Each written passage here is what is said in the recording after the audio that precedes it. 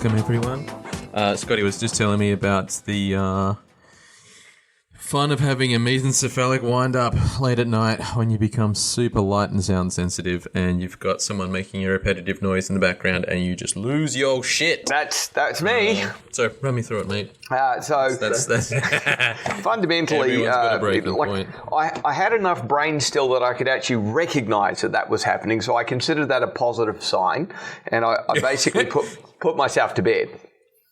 That's the, we know enough about neurology. It's like, okay, I'm super frustrated right now, and that means that my mesencephalon is running at a higher rate, and I'm not gating it with my frontal lobes. And yeah, you can talk yourself through it. Yeah. But it still doesn't make you feel any less pissed off at that annoying clicky noise, or, you ask your kid for the 10,000th time to put the fucking blocks away, and they don't do it. Then that's the stuff. I had to, I've got a system with my boy.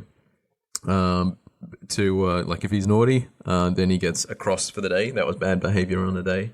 And he's got to collect a certain amount of ticks. And if he gets enough ticks over a month, then he gets a bribe, being usually at the moment a Lego present. Woohoo! But I had to sit down and explain to him that he'd had 2 crosses this week for not listening well enough. Where I had to, or my wifey had to ask him 10 times to put away something, and he didn't do it, so he got a cross. And then the tragedy on his face when he realised the consequences of those 2 crosses meant that he doesn't get his Lego present this weekend. Poor little shit. Gotta learn. Yeah. Gotta learn. Yeah, well, I'm having those conversations with the middle daughter at this moment. But, yeah, she's fun and game. So all of this, of course, started from the continuing adventures in don't buy product from seemingly reputable people.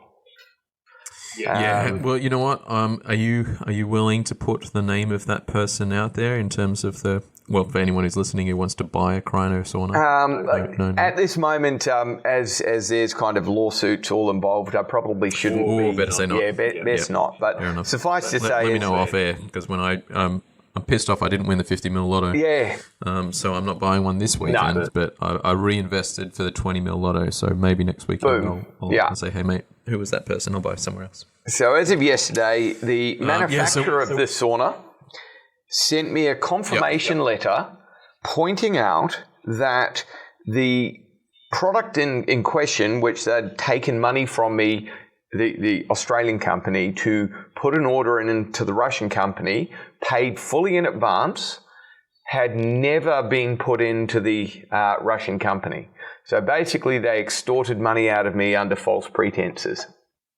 Oh, you sneaky bastards. Yeah.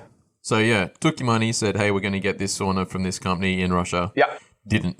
Correct. And then lied about the fact that it was being held up and being held up and being held up, and they never had any intention in delivering one in the first place.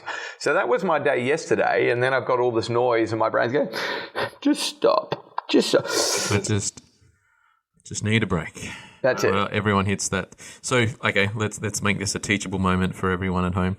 When you do hit that mode where you're just about to snap and, either snap someone else or internally snap, what was your go-to move to try and avoid lashing out when you know it's just your brain having a meltdown? The first thing I did is I put these very attractive sunglasses on. Oh, yeah? Yep. So my video is frozen. Is it? You got red glasses? I have my Oakley prisms. They are a red-orange lens that make all the greens look crystal clear. So they're designed for golf originally and tennis and cycling, but they're the right colour to calm one's mesencephalon down and not look like a dick in the meantime, as far as I'm concerned. Oakley, okay. Prism. So Oakley orange prism. Okay, Yep. Got it. They work well, and they lower the light spectrums. They're a nice wraparound at that moment, so instead of kind of having them straight ahead and the light leaking into the side, they basically cover the whole face at that moment in time. Some people will say... It's still essentially like cutting out blue light? Yeah, that's all we're doing with them.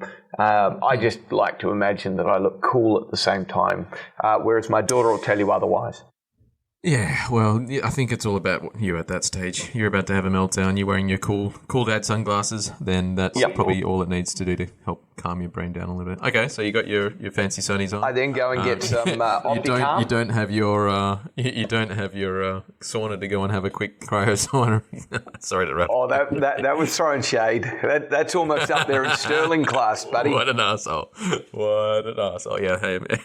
Yeah, that would have been actually quite a good idea because the cold would have decreased inflammation and saved my brain a fair bit of distress. But instead, well, I'd imagine the cold decreasing inflammation make your brain feel better, but also it's hard to focus on what's been pissing you off so much the last couple of days when you're in negative 190 degrees Celsius. That's it. It's kind of bring you to the here and now. Yes. So Opticalm was the next thing, and then I took OptiBrain down and I put myself to bed, read a book for a few minutes.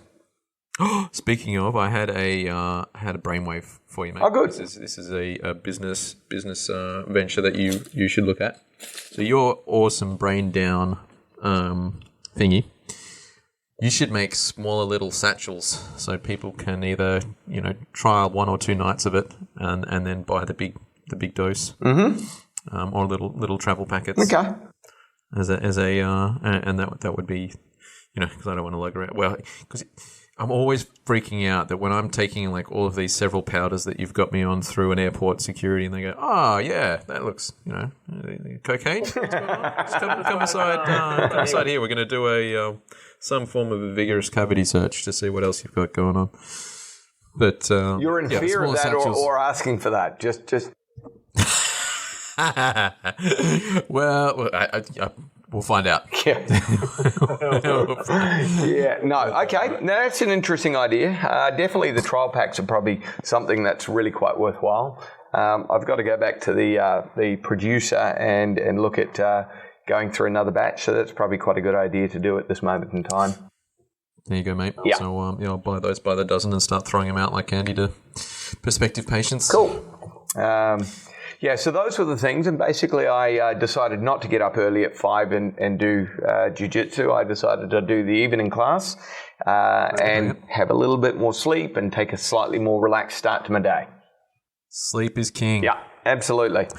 Actually, off the back end of our last podcast where we're talking about all the mechanisms or mechanics with sleep and all that sort of thing, let's say you're in the unenviable position where you're not going to get a full 9 hours because physically there's just not enough time between the time you get home from work and the time that you get up for work in the morning. Sure.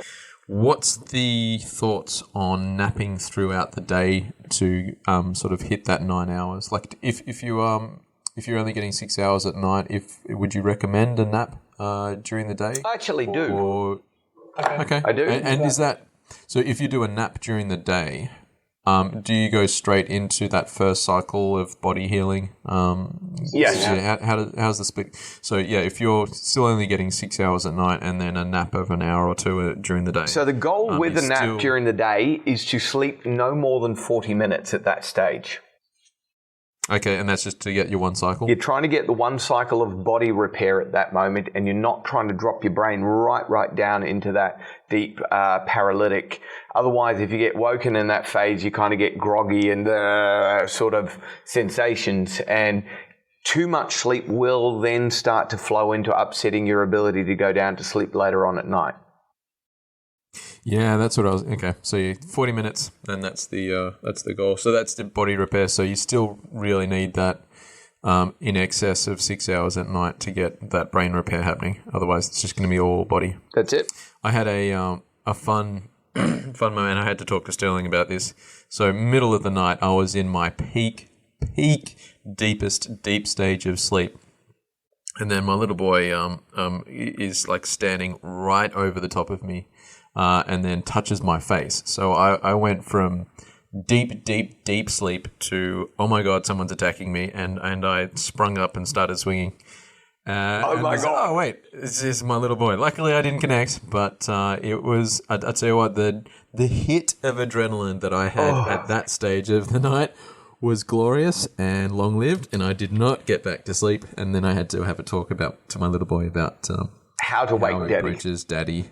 Because that was a fun one. Oh, I've had that. Usually it's my youngest daughter as well.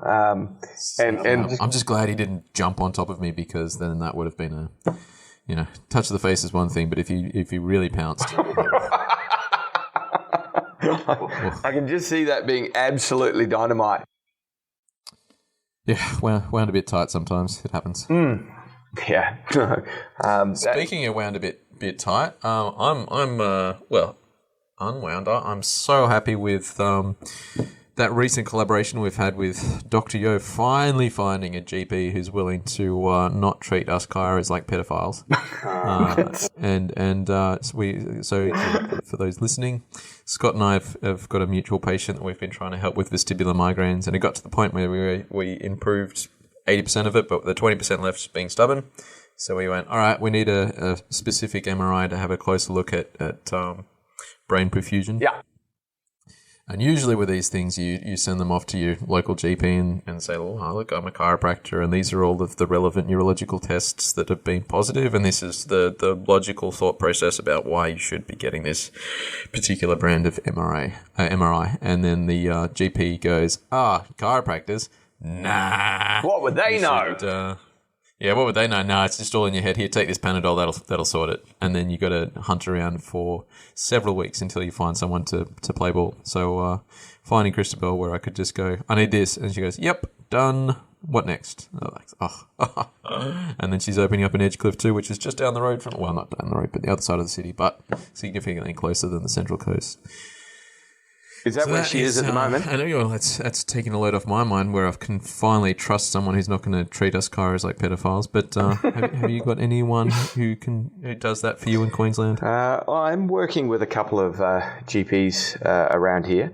I'm consulting with one of my cases that's a neuroencephalitis caused by PANS, which is a syndrome where an infection will drive the immune system to actually attack the brain. And so we've proven it. We've run this really expensive test that's designed by a place called Molecura Lab that's rubber stamped by Harvard Med. So it's a fairly solid test. And I'm guessing Harvard Med doesn't hand out the tick of approval to just anyone. No, they don't. But it's a great test.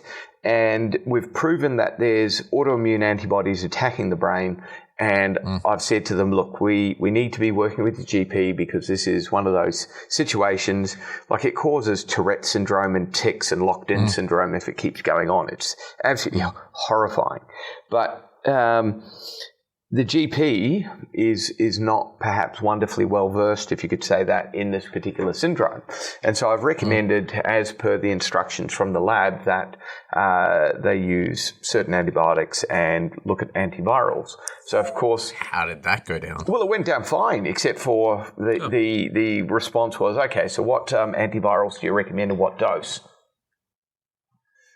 And, as much as I like to think I know a thing or two, I stood there and scratched my head for a little moment and go, this is one of those moments where I was actually going, well, you're the doctor, because, that's your bag. And I figured... That's your cup of tea? Yep. So, in the end... I have spoken liaised with the lab and they made their recommendations, and I looked up what MIMS, etc. is recommended, and I've made a recommendation back to the GP, which feels really odd. You don't want to be stepping on anyone's toes. And of course, politely put, and I'll use the term very precisely, if things go bad, he's probably recording in his files the chiropractor recommended this, and I'm shit-canned because he's going to shunt. Pass the buck pretty quick. Oh, yeah, I can see that going down like a... hospital pass. Yeah, absolutely. But, we've got to help the patient. This is what the actual standard of care recommends. I've got all of the... PANS consensus treatment documents having come through from the States. I've got the fact that this consensus statement was designed by one of our top pediatricians, Dr. What's his name? Dr. Russell, I think it is. He's in Sydney. And he's a very clever fellow. Russell Dale. Do you want to run through the... we may as well have a bit of a rant about PANS and pandas. Okay. So what's the mechanism? It starts with a strep infection that get some cross-reactivity in the brain, or how's the... That's exactly it. So due to a combination of genetics and epigenetics, you've got this perfect maelstrom waiting to happen. And the child gets an infection and makes some antibodies to it. And because of, say, leaking in the gut or leaking in the blood-brain barrier, etc., because they're nice and early on, the antibodies cross into the bloodstream and start getting into the brain and set off some degree of inflammation. Now, the first time, that can be next to nothing. But the next time they get an infection, their immune system is just so ramified that it just goes off, and you start getting neurocognitive problems. So you might get absolute personality change, explosive tics, grunting and demonic voices, violence, I hate you. Like the day before, the child was lovely and happy and I love you, mummy, etc. And the next day, as this neuroinflammation takes hold, there's this demon child. My daughter actually had this, and would wake up with her hysterical in the middle of the night, smashing her forehead into the floor. Jesus. Unable. And that's all the inflammation kicking off that brain attack, essentially. Yeah. So what we look for in this Cunningham panel is we're looking for antibodies to things like your dopamine D1 receptor. So just think on your direct pathway. You're making an antibody to the pathway that allows you to make action occur. So you're going to get either no action occurring, or you're going to get loose action that just, you could get anything coming out of this person at that moment in time. Do you think that's, so whether they go inactive or active is partly due to their susceptibility to that, they either flight when they get stressed or fight when they get stressed? Correct. And so you can vacillate between the two almost instantaneously. And there's a few others. There's antibodies to CAM kinase 2, which can only be occurring if there's inflammatory infection going on. There's antibodies against tubulin, which is an internal neuronal cell structure. So we know that this brain is being damaged at that moment in time. And from there, you have to shut the infection down, because the infection triggers the antibodies. So it doesn't matter whether it's a really mild infection or a really big one. It's not the infection that really causes the problem. Once the antibody autoimmune scenario is off, it's running. And is that any infection full stop, or is it a specific, like you're reinfected with staph? Well, the strep infection is what PANDAS is. And then there's this thing called PANS. So PANS is what's now considered the shell company that owns the whole lot. So it's pediatric autoimmune neuropsychiatric disorder. Gotcha. Okay, so it's Epstein-Barr virus, cytomegalovirus, Lyme disease. All of these things could do it. Did you just see the paper? I haven't read the paper itself, but I saw a blurb about the paper posted. Aristos Vishdani and Tatis Karazian just published looking at Alzheimer's now being linked to any sort of infection triggering off a brain meltdown attack. Right. So they were looking at mold, and so we read that and talked about this paper in a separate podcast. The link between herpes getting through the blood-brain barrier, and then your Alzheimer's and dementias essentially being your brain's attempts to wrap up those herpes viruses running around your brain, and that's the white plaque amyloid that you see on MRIs, and then you get too many of those white dots, and then hey, you've got Alzheimer's. But this paper by two really good researchers is now pointing out that it might not just be the herpes virus family; it might also be any bacterial infection, and looking at viral, different viruses, mold, the whole shebang. But essentially, it was immune system getting confused and then attacking your brain with viral or bacterial overload. That's exactly it. So HHV6, or the herpes simplex virus that we're looking at that moment in time, is one of the cluster that is associated with these sorts of syndromes. Now, that particular one is associated with things like multiple sclerosis as well as the Alzheimer's disease. And again, we get things like encephalitis, which is brain inflammation. You can get problems, obviously, with bone marrow with it, so it'll suppress your bone marrow production. So we get this big drop in, white cell counts and red cell counts, etc. And you can get pneumonitis, so we get infections in the lungs that become really, really repetitive. So it's nasty, and we, childhood herpes infections, cold sores.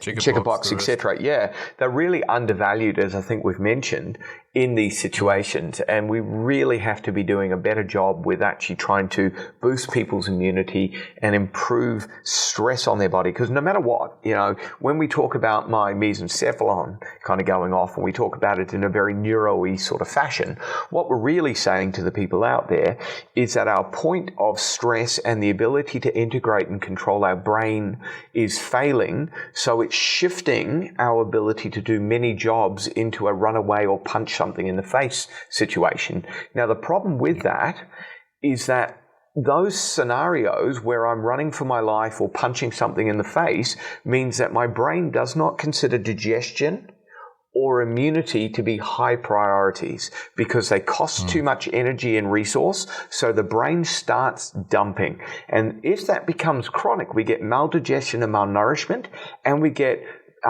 disintegration of the immune responses. So you can get massive inflammation, or you can get terrible ability to control infection getting in. So that stress response opens you up. Now, if you have bad epigenetics in the background, that infection doesn't just kind of go away. Like some people, of course, which is why I think we've considered this, HHV6 is not really bad, is some people will have gotten over it. They get the infection, they get over it, they never see it again. Whereas other people with, poor methylation status, bad epigenetics, bad nourishment, living in high stress situations will have repeat. And these are the ones that are most prone and most chronically likely at 50 years of age to be getting these neuroinflammatory situations. So how then, it's going to be hard to get an immediate result, but so if you've got a shitty immune system and the end goal is to make your brain last as long as possible, the long-term strategies for maintaining brain health have got to be because there's going to be several angles to that. I mean, we either got to try and minimize stress, but how do you make your body more tolerant to stress? And then there's going to be certain supplements you're going to want to look at. So what are the sort of some of the long-term strategies you would suggest to your average punter to try and improve immune system function for the process of or purpose of maintaining brain health? So my practice is kind of set up specifically for this stuff. So one of the things that we do in all cases is... we call this an alley-oop. I kind of... Yeah. Nice. The first and foremost thing that any patient can do is to look at how they breathe.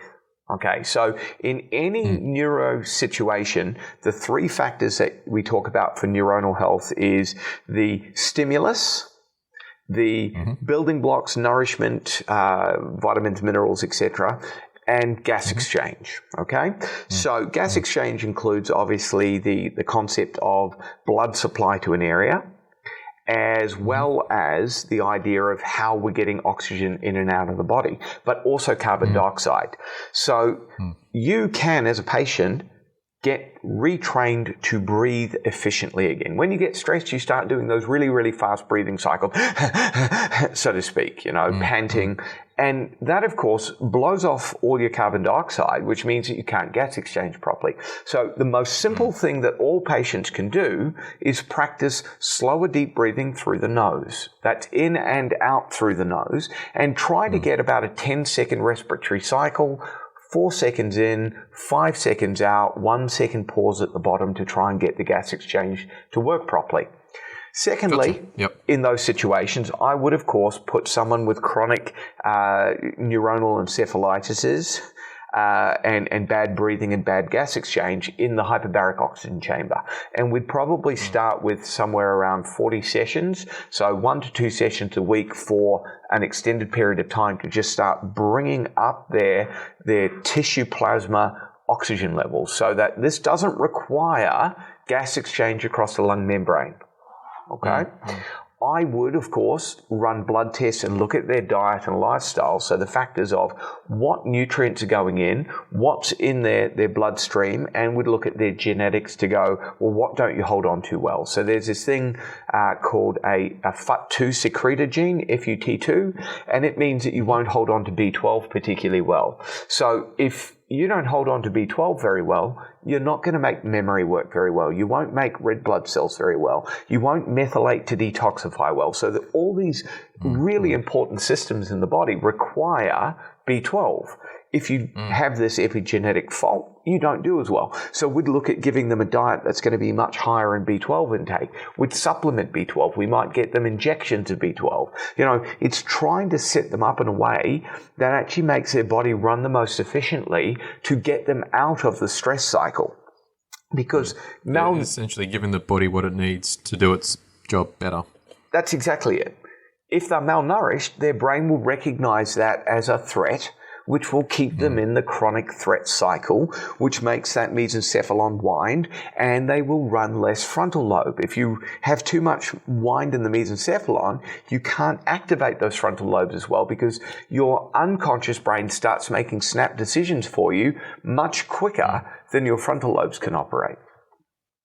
Well, I suppose it's the your brain's going, well, you don't really need to contemplate the meaning of life or appreciate that abstract art when we're trying to run away from a tiger. So that's it. Constantly running away from a tiger. So, surprise, surprise, your brain doesn't like it too much. Obviously, the last thing that we would touch on would be this idea of sending someone for integrative neuro rehab, for want of a better term. The chiropractic side of things, neurophysio, someone who understands how these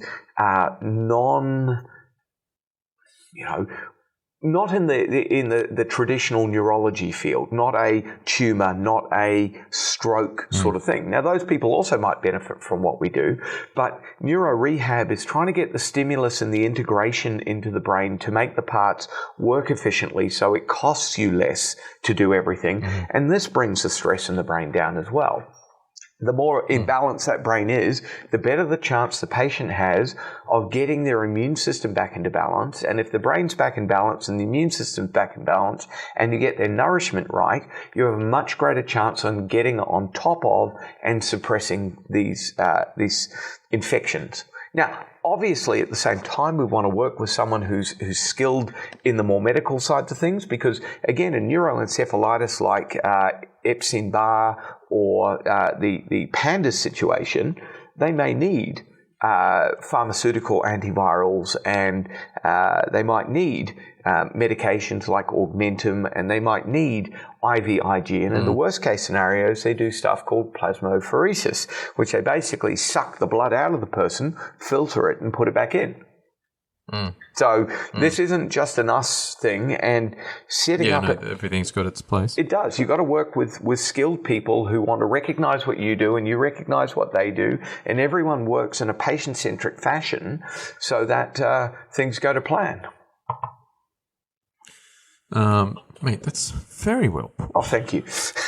But, I mean, that's my attitude. It's not I'm the best or you're the best, etc. It's the patient's key. There is an art, or at least a certain understanding that you need to know what your limitations are. Yes. And when you don't, that's when problems happen. But when you do, that's when magic can happen for these patients people that have been suffering for good long times. Yeah. Ideally, if you have a counsellor like I have working with me, that works so much the better. We have a resilience program that we run, and a lot of this is to try and actually get people to get their locus of control back. That instead of it being you're going to save me, it's I'm going to save me. I love me. I am strong. And rather than the power being an outside invader, it's getting your brain to recognize that you are the thing that's going to help you heal yourself. You're just going to use those guides outside to get better information and resources. And this is critical because most of these people get into such a wound state that a part of their brain called the insula starts winding as well, and they catastrophize everything. And, you know, they're desperately looking for the magic bullet that's going to save me. I certainly find with some of my neuro-style patients, like be it like chronic pain in particular, but even some of these sort of I don't know, like nasty migraines, like the more neurological case ones. As soon as a patient loses that self, like I'm going to fix me, or they let the pain start to defeat them, it's like, oh, well, I better stop. I got to give up walking because it hurts too much. Yeah. I've got to just, you know, that defeatism. It takes significantly longer for that patient to heal. Whereas the patients that are like, you know what? Fuck you, pain. I'm going to do this and stuff. There's just a significantly faster heal. So that mate, that's a brilliant program if you're getting that internal locus of control over these events rather than passively wait for the what would you call us, a chiropractor? To crack my brain back into place. See one on the right. Sadly, there are people in our profession that probably purport to believe that. Well, look, I think that's the problem in many. To be fair, I think there's physios, chiros, like there's everyone out there who's willing to prey on these patients who unfortunately do have that external locus control. I need this magic massage, this magic chiropractor, this magic thing, and then all I need to do is see them twice a week for the rest of my life, and I will be fine. Yes. Which is absolute bullshit. But nevertheless, it's an easy mark, and if you're trying to make repayments on your Porsche, if only it is the unethical thing to do. But I can certainly see from a business point of view how it would make sense. Yeah. It's just, how do you sleep at night, you asshole? This really great over-the-counter drug called Mogadon.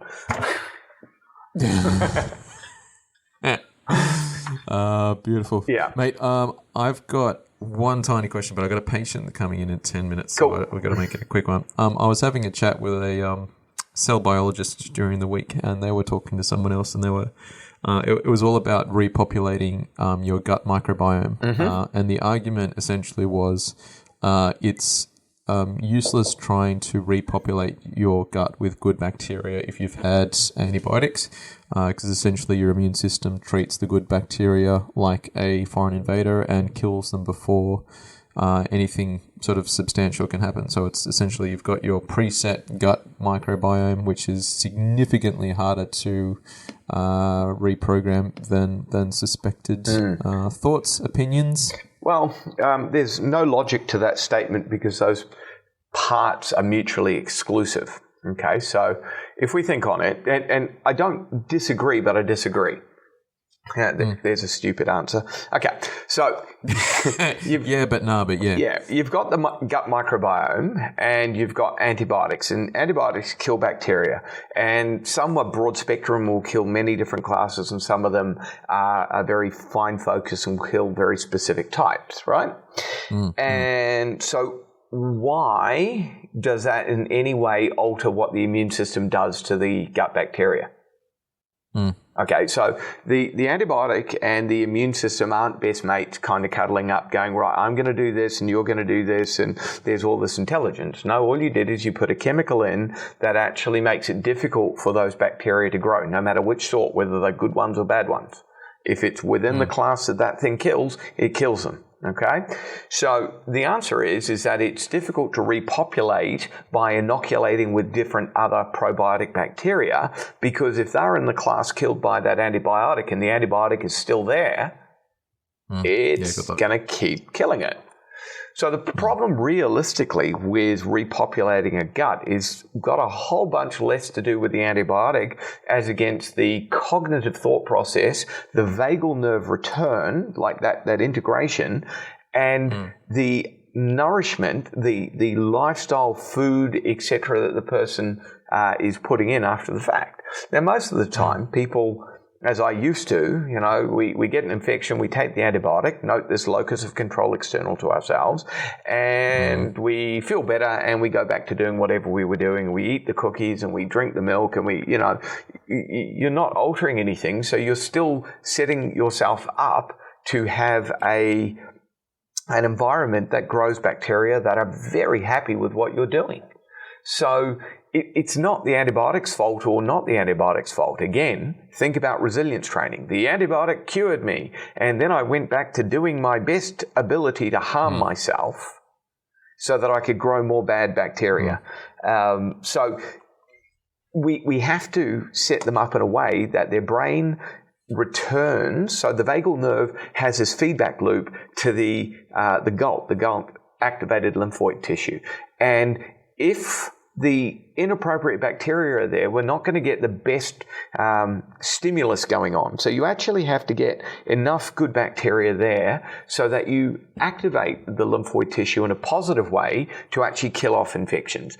And that does more than lots of antibiotics will actually do at that moment in time. But all of those good bacteria generally live on fibrous diets. So this is the sauerkrauts and cruciferous vegetables and colors and bioflavonoids that you're meant to be eating. All those things that this takes us to our... down your throat as a kid and you said, no, I don't want it. Actually good for you. Because I want sugar, because I'm actually under stress. Yeah. So it's not the antibiotics ultimately. They are a short-term thing and they will pass out of the system, but there are absolutely studies done showing that 18 months later, a dose of antibiotics has altered your gut colony, and we can see that. But again, that's assuming ceteris paribus. Everything else was held the same because the person did nothing to alter their lifestyle to improve their gut biome. Now, again, the major influencer of that is when a winding mesencephalon shuts down the pontomedullary connection, what is going to happen to vagal tone? Going down. So will we have a positive response to gut wall health? Are you going to get circulation to supply that area? Is your immune system going to be in balance? Does cortisol and adrenaline release when you're under stress kill your good gut bacteria? You bet it does. So sod the antibiotics, think about the lifestyle of your patient and start becoming a wellness expert. Oh, mate, well done. Listen to me. And I've got this course here for you. But very much the, hey, you want to get healthy, you don't just rely on that probiotic to do it for you. You've got to do the brain work as well, people, and then stop eating shit. Pretty much. On that note, I have just discovered a really cool probiotic, which I'm going to start trying to get a hold of. It's not available here in Australia yet. And it's coming. It's TGA registered, but it's an oral probiotic that kills off strep pyogenes. And so it will stop strep throat and pharyngitis once you get your oral colony up high enough. Now, this should stop the biofilms repopulating as it leaks down into the gut. Now, from my point of view, this is a deal breaker against that repetitive gut quorum problem. Interesting. It should actually make a massive impact because that's where the beginning of these things go, and very few people are actually looking at oral probiotics. Yeah, I'd never thought of it, but of course, your sinuses are a nice breeding ground for a whole bunch of crap that's constantly dumping down into your guts and leaking. Keeping you infected. So that's where I'm going at this moment. And once we've got that sorted out, we're going to make some big inroads into affecting some of these chronic infections. Just imagine if I can knock out infectious strep in someone who's got pandas. Yeah, that's life-changing stuff. Mate, that's exciting. Absolutely. Go with that. Beautiful. Well, I've got the meeting next week. Closing remarks. Get healthy, get well. Don't eat garbage. I like it. All right, guys. Hope you enjoyed. Thank you for watching. To learn more from Dr. Scott, visit our site at optihuman.com.au.